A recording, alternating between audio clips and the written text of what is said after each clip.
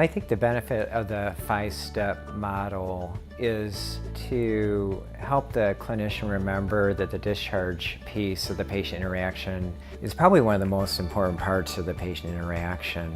We have a number of things that we need to go over at discharge to help the patient understand how we worked their complaint up, what the test showed, and to really have a discussion around the safety of the discharge and what the next steps are.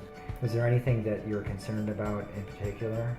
Yeah, I had talked to my... I think when we're thorough with that process, the patient understands the value of the care that they received better, and I think they're more likely to be compliant with their follow-up and their discharge instructions as well, but also have a better understanding of everything that was done for them.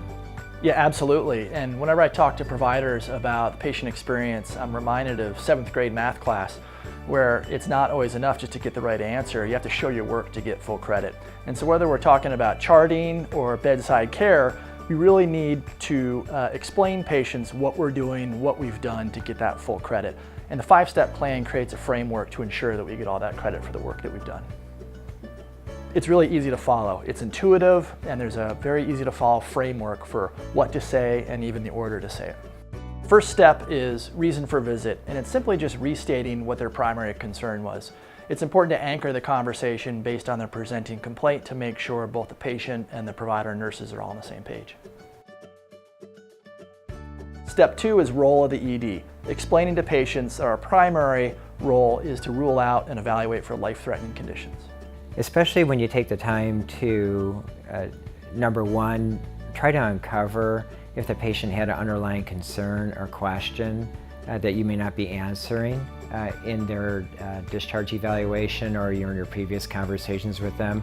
Find out what their underlying concerns and worries are. If patients can't bank on what we say and what we do, they're unlikely to follow our advice.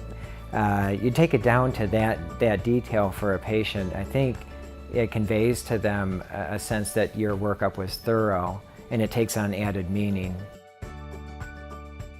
Step 3 is test and results, simply reviewing the pertinent positives and pertinent negatives, and when appropriate, providing copies of those results. So I think when we take the time to explain to them what the ramifications are or the meanings of all the tests that we've done, what we've ruled out in the process, it gives them a sense of the depth of our evaluations in the ER. And I think in the end they're more ultimately likely to trust our advice in that circumstance and to follow through with our discharge recommendations. So before we let her go, let's give her a little bit more nausea medicine, some Zofran PL for Okay. her.